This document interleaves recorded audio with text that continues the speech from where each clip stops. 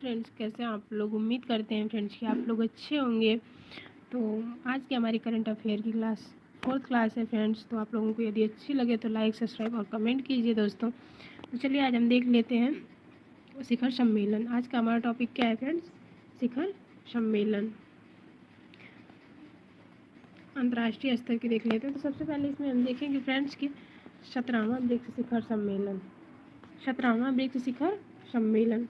BRICS शिखर सम्मेलन किस क्रम का हुआ था? तो 17वें क्रम का। ये ब्रिक्स यदि पूछे तो ब्रिक्स का फुल फॉर्म क्या होता है हम जान लेते हैं।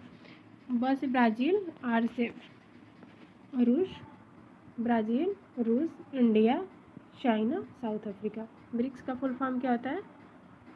ब्राज़ील, रूस, इंडिया, चाइना और दक्षिण अफ्रीका। और यदि पूछे ब्रिक्स की स्थापना कब हुई थी फ्रेंड्स? तो ब्रिक्स की स्थापना हुई थी 16 जून 2009 को। ब्रिक्स में शामिल देश कितने हैं? तो 5 हैं। और इसकी स्थापना कब हुई थी? 2009 में। तो फ्रेंड्स आइए हम जान लेते हैं 2025 में 17वां ब्रिक्स शिखर सम्मेलन कहाँ पे हुआ था? तो ब्राज़ील में हुआ था, रियो डी जेनेरियो में। 6 से 7 जुलाई रियो डी जेनेरियो में। इसकी थीम क्या थी फ्रेंड्स? तो एक अधिक समावेशी और सतत शासन के लिए वैश्विक दक्षिण सहयोग को सुदृढ़ बनाना।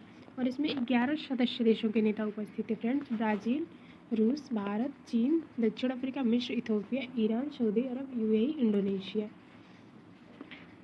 भारतीय प्रधानमंत्री ने भी इसमें भाग लिया था। और भारत 2026 में 18वां ब्रिक्स सम्मेलन आयोजित करेगा।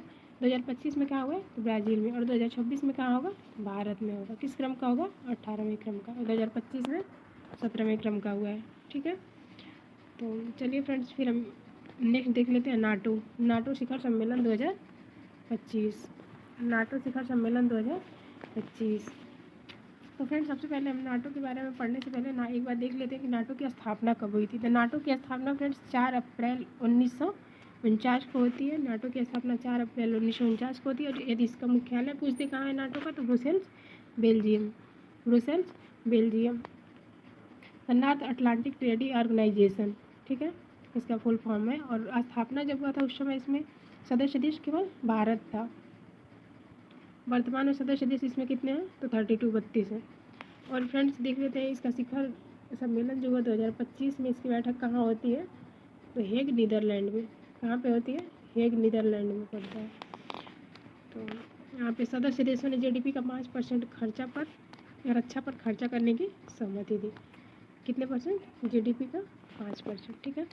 और 2026 में ये नाटो का शिखर सम्मेलन कहाँ होगा यदि पूछे? तो तुर्की में, तुर्की के अंकारा में। तुर्की में 2026 में नाटो का शिखर सम्मेलन होगा। और 2025 में कहाँ हुआ था? हेग, नीदरलैंड में, ठीक है। और फिर यहाँ देख लेते हैं 22वां यस्सो रक्षा मंत्रियों का सम्मेलन। ये किस क्रम का है? 22वें क्रम का। किस क्रम का है फ्रेंड्स? 22वें क्रम का। ये कहाँ पे हुआ था यदि पूछे? तो चीन में हुआ था। कहाँ पे हुआ था? चीन में हुआ था ये। और रक्षा मंत्री राजनाथ सिंह ने भारत का प्रतिनिधित्व किया था। भारत की तरफ से प्रतिनिधित्व किसने किया था? तो राजनाथ सिंह ने किया था। उन्होंने बेलारूस को नए सदस्य के रूप में बधाई दी। एससीओ में 22वां शिखर सम्मेलन एससीओ का चीन में हुआ था। उसमें नया सदस्य देश कौन सा जुड़ा है? तो बेलारूस। नया सदस्य कौन बना है? बेलारूस।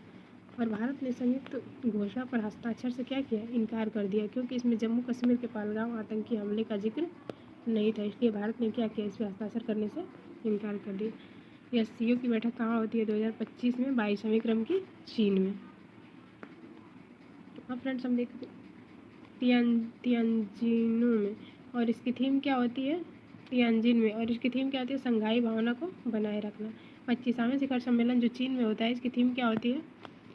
तो संघाई भावना को बनाए रखना। अब फ्रेंड्स आते हैं कुछ संयुक्त राष्ट्र महासागर सम्मेलन 2025 में कहाँ होता है? फ्रांस में। कहाँ होता है? तो फ्रांस में होता है। इसका उद्देश्य क्या है? एसडीजी 14 को समर्थन देना। एसडीजी उनको समर्थन देना। और फिर होता है 51वां 57 G7 शिखर सम्मेलन। 51वां G7 शिखर सम्मेलन। इसे G8 के नाम से भी जाना जाता था। फ्रेंड्स, G7 को पढ़ने से पहले एक बार देख लेते हैं कि G7 की स्थापना 1975 में होती है और इसकी स्थापना में सबसे ज़्यादा भूमिका किसकी होती है, तो फ्रांस की होती है। और जब इसकी स्थापना होती है तो उस समय G7 इसलिए कहा जाता है कि इसमें 7 ही देश थे। फ्रेंड्स, तो इसमें बीच में 1997 में रूस शामिल हुआ था, लेकिन ये 2014 में अलग हो गया। जब 97 में रूस शामिल हुआ था तो उस टाइम ये G8 हो गया था, फिर 2014 में ये अलग हो गया, फिर से ये G7 हो गया। और इसका कोई मुख्यालय नहीं है फ्रेंड्स। तो चलिए आगे देख लेते हैं G7 में कितने देश शामिल हैं, तो 7। Germany, Japan, Canada, Italy, Britain, France, रूस, अमेरिका। G8 रूस इसमें था, लेकिन 2014 में इसे हटा दिया गया। Germany, Japan, Canada, Italy, Britain, रूस, फ्रांस, अमेरिका। ठीक है, आइए देख लेते हैं इस बार किसकी बैठक का क्रम था, क्या था, तो 91वां था। और कहाँ पे हुआ है, तो कनाडा में हुआ, अल्बर्टा कनाडा में। G7 शिखर सम्मेलन 91वें क्रम का कहाँ हुआ है, तो कनाडा में हुआ है।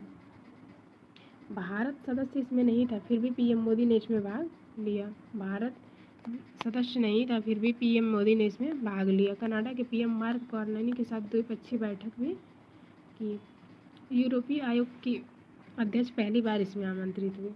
कौन पहली बार आमंत्रित हुए G7 की बैठक में, यूरोपीय आयोग के अध्यक्ष।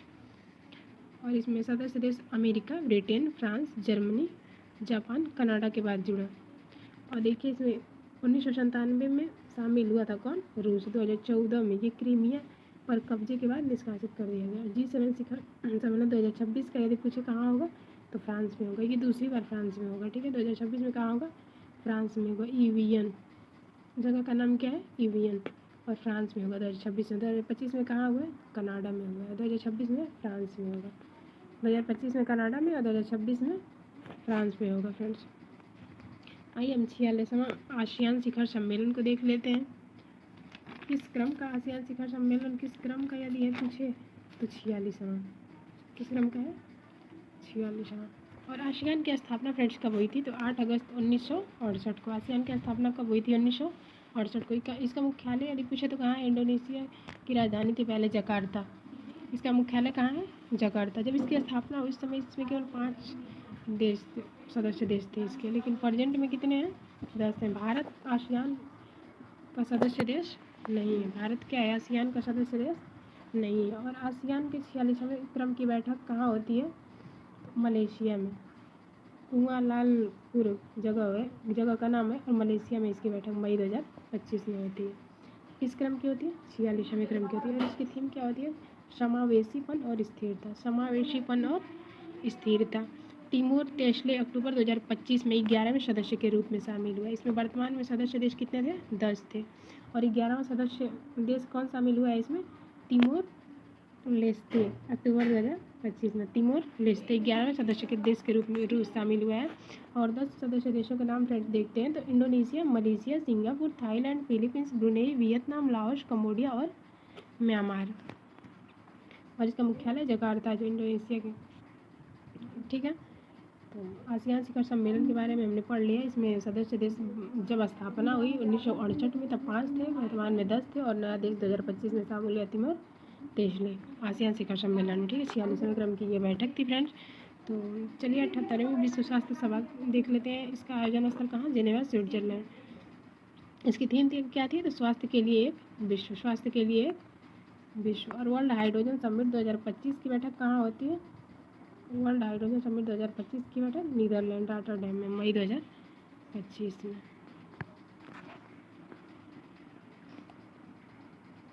प्रथम सागरमाथा संवाद कहाँ हुआ था, तो काठमांडू, नेपाल में। प्रथम सागरमाथा संवाद कहाँ हुआ था, नेपाल में, काठमांडू। केंद्रीय पर्यावरण मंत्री भूपेंद्र यादव ने इसमें भाग लिया था। और सागरमाथा नेपाल के माउंट एवरेस्ट का नाम है। इसकी थीम क्या थी, जलवायु परिवर्तन और पर्वत का विषय हिंद महासागरीय रेडियो सम्मेलन पूछे यदि, तो इसकी मेजबानी कौन करेगा, श्रीलंका। और घोषणा पत्र अपनाया किसने था, कोलंबो। इसकी थीम क्या थी, भावी पीढ़ी के लिए सतत हिंद महासागर। सभी 23 सदस्य देश और 12 डायलॉगी पार्टनर ने इसमें भाग लिया। भारत के वर्तमान अध्यक्ष ट्रोइका का हिस्सा 2025-27 की अध्यक्षता ग्रहण की। अब देख लेते हैं छठवां बीमस्टिक शिखर सम्मेलन। छठवां बीमस्टिक शिखर सम्मेलन, इसका आयोजन कहाँ होता है फ्रेंड्स? Bangkok, Thailand. इसका आयोजन कहाँ होता है? बैंकॉक, थाईलैंड में। इसकी थीम क्या थी? समृद्ध, लचीला और खुला। समृद्ध, लचीला और खुला। और पीएम मोदी को थाई पीएम से त्रिपिटक संस्करण प्राप्त हुआ। किससे त्रिपिटक संस्करण प्राप्त हुआ? तो थाई पीएम से। और फ्रेंड्स बांग्लादेश के मोहम्मद यूनुस अगले 2 वर्ष के लिए इसमें अध्यक्ष बने। फिर तीसरा बीमस्टिक कृषि मंत्री स्तर सम्मेलन कहाँ हुआ था? नेपाल के काठमांडू में। और भारत का प्रतिनिधित्व किसने किया था? तो केंद्रीय कृषि एवं ग्रामीण विकास मंत्री शिवराज सिंह चौहान ने। केंद्रीय कृषि एवं ग्रामीण विकास मंत्री शिवराज सिंह चौहान ने।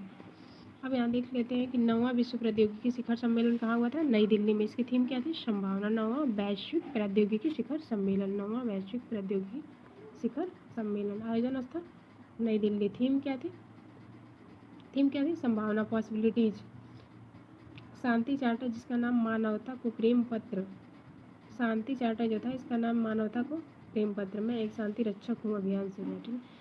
और 24वां विश्व सतत शिखर सम्मेलन कहाँ हुआ था? 24वां विश्व शिखर सतत सम्मेलन नई दिल्ली में। इसका उद्घाटन किसने किया था? केंद्रीय पर्यावरण मंत्री भूपेंद्र यादव ने। ठीक है। और इसकी थीम क्या थी? सतत विकास और जलवायु समाधान में साझेदारी। सतत विकास और जलवायु समाधान में साझेदारी। और फ्रेंड्स हम देख लेते हैं 8वां हिंद महासागर सम्मेलन कहाँ हुआ था? 8वां हिंद महासागर सम्मेलन मस्कट ओमान में हुआ था। मस्कट ओमान में। इसकी थीम क्या थी? समुद्री साझेदारी को नए क्षितिज की ओर यात्रा। भारत का प्रतिनिधि विदेश मंत्री डॉक्टर एस जयशंकर ने किया था। भारत की तरफ से प्रतिनिधि किसने किया था 18वां हिंद महासागर सम्मेलन 2025 में? तो विदेश मंत्री एस जयशंकर ने। ठीक है। वर्ल्ड गवर्नमेंट समिट 2025 दुबई में। इसकी थीम थी भविष्य की सरकारों का निर्माण। और 4th भारत यूके ऊर्जा संवाद नई दिल्ली में। AI action summit Paris France में। और देख लेते हैं फ्रेंड्स कि विश्व आर्थिक मंच WEF की वार्षिक बैठक कहाँ हुई? दावोस में। दावोस स्विट्जरलैंड में। दावोस स्विट्जरलैंड में। इसकी थीम क्या थी? Collaboration for the intelligent age. Collaboration for the intelligent age. अब देख लेते हैं 11वां डेवलपमेंट 8 शिखर सम्मेलन कहाँ हुआ था? कायरा मिस्र में। कायरा मिस्र में। इसकी स्थापना इस्तांबुल घोषणा 1997 में इसकी स्थापना की घोषणा होती है। ठीक है। इसमें सदस्य देश बांग्लादेश, मिस्र, Indonesia, Iran, Malaysia, Nigeria, Pakistan और तुर्की थे। अब फ्रेंड्स देख लेते हैं G20 शिखर सम्मेलन। क्या देखते हैं? G20 शिखर सम्मेलन। G20 शिखर सम्मेलन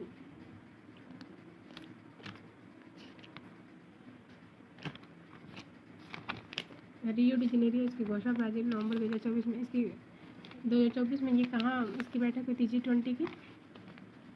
रियो डी जेनेरियो ब्राज़ील में। इसकी बैठक कहाँ हुई थी 2024 में? ब्राज़ील में। और पहली बार ब्राज़ील द्वारा पहली बार G20 शिखर सम्मेलन की मेज़बानी। पहली बार अफ्रीकी संघ पूर्ण सदस्य के रूप में भागीदारी भारत के 2013 में शामिल किया गया। ठीक है। अफ्रीकी संघ पूर्ण सदस्य के रूप में पहली बार इसमें भागीदारी के रूप में किया है। ठीक है। और सदस्य ये 2024 में जो हुआ था इसका क्रम 19वां था फ्रेंड्स। और 2020 में जो हो रहा है इसका क्रम 20वां है। ये 2025 में जो हो रहा है इसका क्रम 20वां है। और 2019 में जो हुआ था इसका क्रम था तो 19वां। 2018 में हुआ था G20। 2023 में हुआ था 18वें क्रम का जो भारत में हुआ था। 2023 में कहाँ हुआ था? भारत में हुआ था। किस क्रम का था? तो 18वें क्रम का था।